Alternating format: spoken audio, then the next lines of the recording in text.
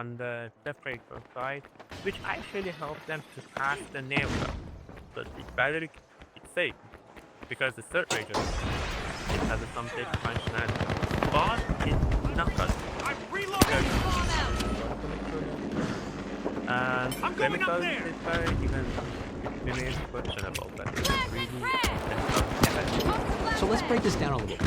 Ali did confirm that the chemistry of the anode is graphite, just like Yoshino claims. He also confirmed that the cathode is NMC, just like The Yoshino shock and claims. awe are stepping Also, up. the First PVDF cash he out mentioned live. is a type of binder that's usually used to hold the materials in the anode and the cathode together. It's chemically stable, offers good adhesion, and it looks like it may have been used to adhere the separator. But it's the separator where things get a little spicy.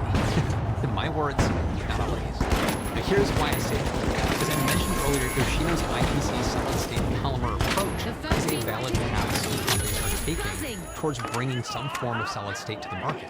In fact, a research paper titled Tailoring Inorganic Polymer Composites for Mass Production of Solid-State Batteries hits on this precisely.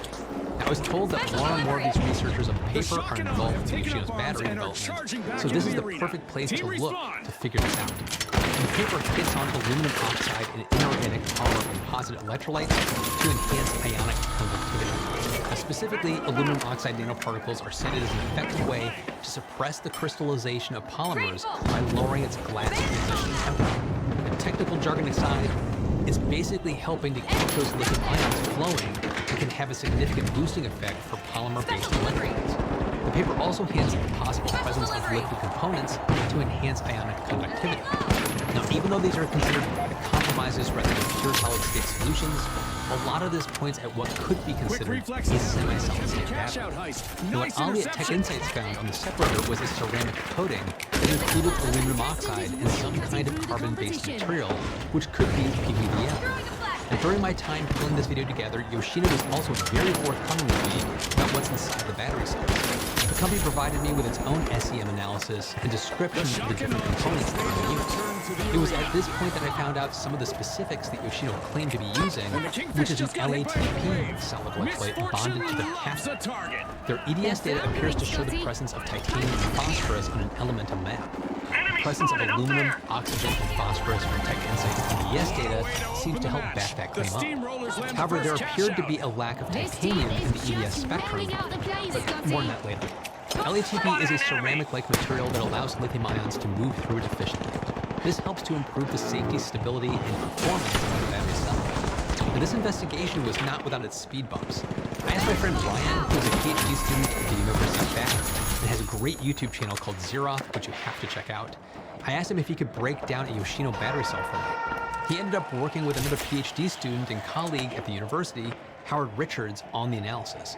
I wanted to have a second independent take on Yoshino, separate from Tech We've Insights. got the Kingfish And the mailing returning to the process was because you have to have special certification to ship lithium-ion batteries. So I wasn't able to easily get a battery pack for him myself. I actually bought the same exact model I have and tried to ship it to him. The steamrollers It didn't roll on work. and they're It got opening returned to me. vault 2. However, Yoshino was really helpful and willing to send a B4000 battery pack over to the University of Bath for me. Down there. And the fact that Yoshino was willing to do this with no strings attached was a sign to me that they're really standing behind their product. But there's a major wrinkle. After Howard completed his full breakdown and analysis, he couldn't find any traces of titanium for LATP, just like Tech Insights. So it gets curiouser and curiouser.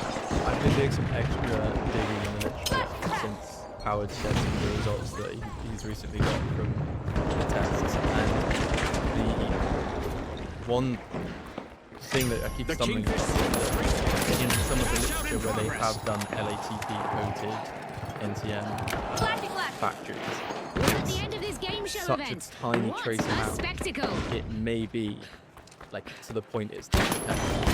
So we're talking like 0.5% fire rate, which I'm not sure how you would be expecting to find that within the testing period, but there's a chance that it's so small that if it is present, if you scan a little bit, if More you're shock literally and get less awe as the counted shock and awe a get very hit by small another area team wipe. you can scan. That'll be a shock If to their it system. was slightly off-piste, I'm always trying to make sure we're fair because for scientific process is famously difficult sometimes to replicate certain but the percentage I've seen in the literature that people are using are in the 0.5% to 2% by weight of LATP.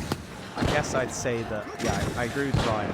There is definitely the chance there is a trace element. I think that's why when we redid the tests, we did kind of multiple tests on a sample. We also then took another sample from the other side of the sheet. So I was there like, oh, it's only a kind of 15mm disc. I don't want to say that that one spot just happens to be what it is. So in the EDX, which is one I'm kind of expected to show, because it should just show all of the elements you have there essentially.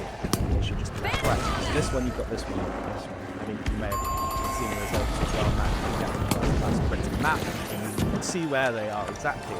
Okay, great. There's like this region around 4.5 kV on the spectrums, and there should be kind of a second titanium, and there is a massive white spot on that spectrum for about, I think it's 3.5 and then like 5. So right where there should be a little titanium below there's nothing at all, nothing at all. These observations